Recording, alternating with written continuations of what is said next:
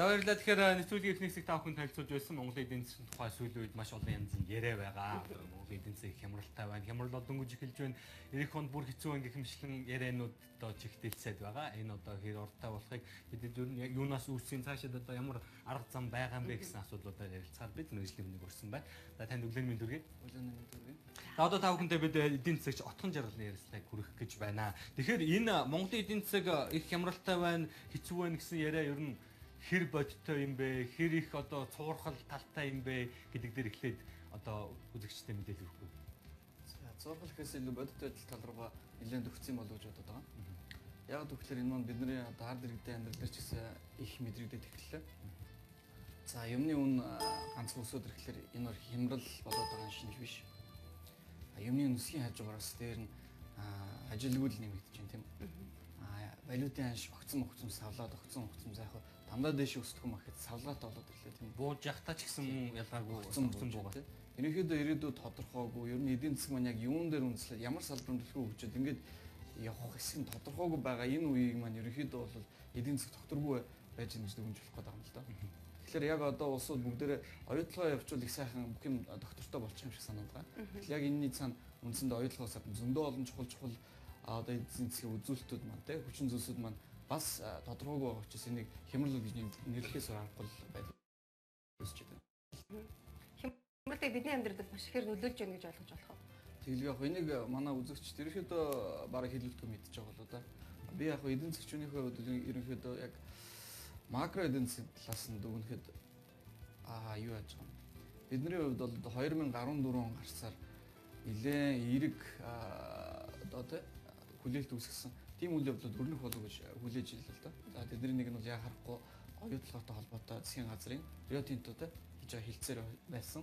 Гэтэл өнөөдрийн хүртэл энэ тал дээр дөрөвтэй ахиц өөрчлөлт гараагүй байгаа. Энэ хямралын гол шалтгааныг янз бүрээр тайлбарлаад байх шиг байна л да. Гадны хөрөнгө оруулалт зогссон л гэж байна. Уул уурхайн салбар одоо акцтай биш байна л гэж байна.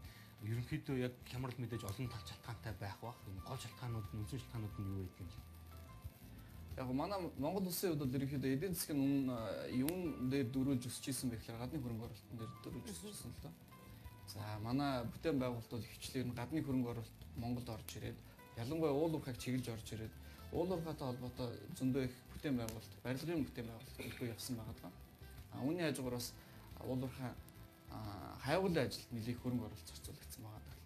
Тэгэхээр хүртэл өнөөдөр ингээд Монгол улс тэр их хөрөнгө оруулалтаар тэгж өндөр өсөлттэй явж байгаад гэргэнд хөрөнгө оруулалтын зогсчихлоор эргүүлээд тэр өндөр өсөлтөөс саарсан тийм үйл явдал. Хөрөнгө оруулалт юунаас болоод зогсов?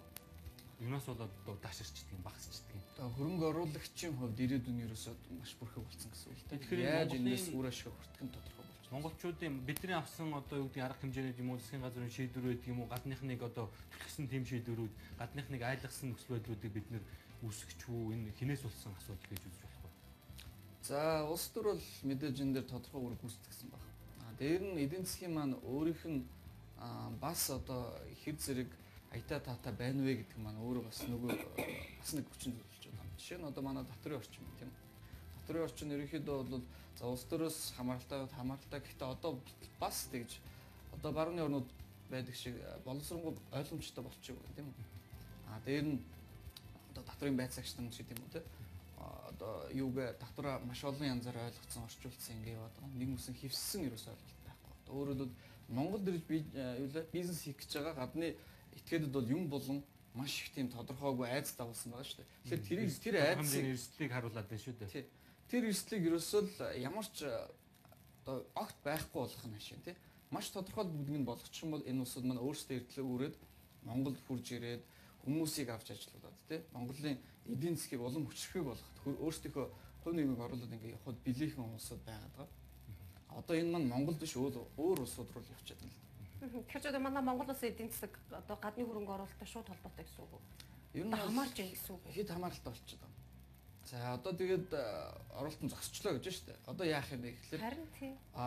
Манай засгийн газар энэ дээр жоохон одоо юу гэдэг 2013 нодон жилээс эхлүүлээд ерөнхийдөө санаачлаг гаргаад те.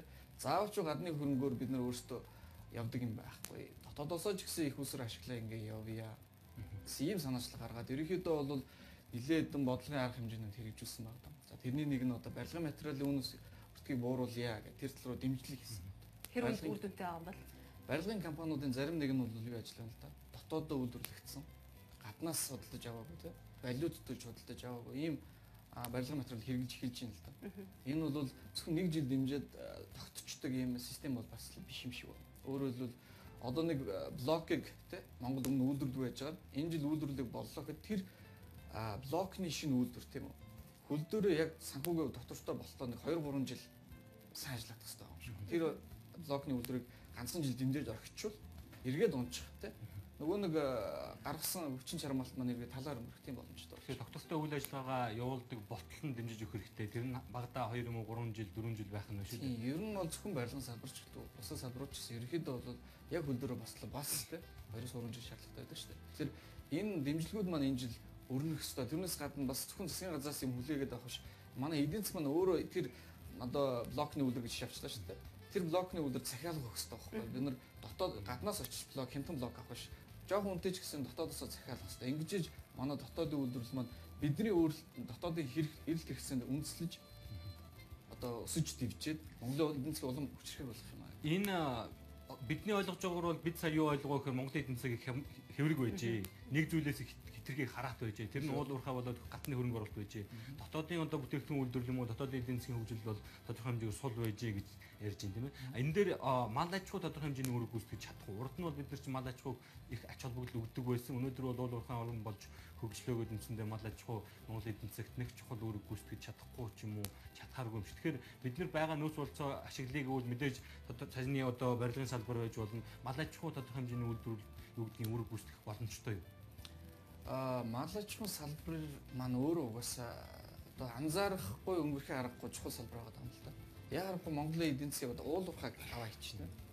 Тодорхойлж байгаа одоо нэг 4 салбар байгаа. Нэг нь одоо мал аж ахуй.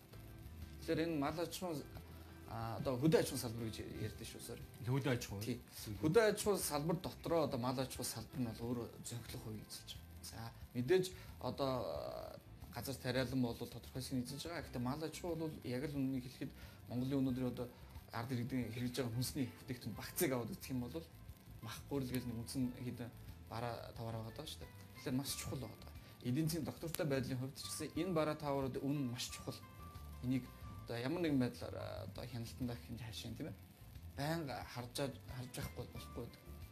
За яг эдийн засгийг аврахын үед мал аж ахуй салбар маань өөрөө одоо тэгж нэг амар одоо өндөр өсөлтийг авчирдгүй ч гэсэн хэрвээ одоо 100 турхан тохиолдоод манай мал аж ахуйн салбар маань одоо хохирол амсвал эрүүл энэ маань эдийн засгийг хоош нь чангаах өвчин зүйлдэг. За 13 оны одоо 14 он руу шилжсэн энэ үйл маань бидний маш таатай үйл болж өнгөрлөө. Одоо зудаар одоо хоригдсон малын тоо өмнөх 2 3 жилээс бага байлаа. Тэгэхээр манай эдийн засаг ялангуяа энэ мал аж ахуйн салбар дээр өссөн хിവэрэ байх нэ гэсэн тийм дүрс ажиллаж байна. За эдийн засгчдын танаас сүүлийн асуултыг асуучих. Яг бидний одоо энэ хямралаас гарах төлөв байдал хэдэн жилийн дотор харагдаж байгаа шүү. За би энэ дээр одоо хувийн бодлыг хэлчих болох бол Хувийн бодол байж болно. 2-оос 3 жил гэж би ерөнхийдөө харж байна. Энэ бол дөнгөж эхэлж ийн эх жил илүү хүнд байна энэ гэсэн дэс бол яриа байхын энэ хэр ортон бэ? За хямралыг хизээ эхэлсэн хизээ дуусах вэ гэдэг яриа бол хүн болгоны анхаарлын төвд байдаг ч гэсэн одоо тийм чухал асуудал биш байхаа. Бид нар хямралын нөгөө нэг үндсэн шалтгаантай тэмцэх хэрэгтэй болохоос ш хямралыг яг тэдэн цаг тэдэн минутанд дуусна гэж байгаа болоо. Яг хөө тэрний төлөө арга хэмжээ авч байгаа. Миний хувьд бол энийг өөдрөг харж байгаа хямлаас бид нар гарна. Гэхдээ бидний хүсснээс арай илүү их сунжрах юм шиг байна гэж бодоод байна. Зохистой арга хэмжээнүүдийг манай төр зэсэг авч чадж байгаа болов? Эхнээсээ хийж байна. Тэгэхээр бид нар бол хямралаас гарна гэдэгтээ бол итгэлтэй байх хэрэгтэй. Хямраад байна гэж ерөөсөө өнөөдөр хийж байгаа юмаа барьж аваад ингээл базаал тий шин санаа гаргахгүй ч гэдэг юм уу те шинэ бизнес эхлэхгүй ч гэдэг юм уу одоо энэ бүх юм ингээд дуусчихна гэж ерөөсөө юу ах хэрэггүй ухрах хэрэггүй гэж бодож байна. За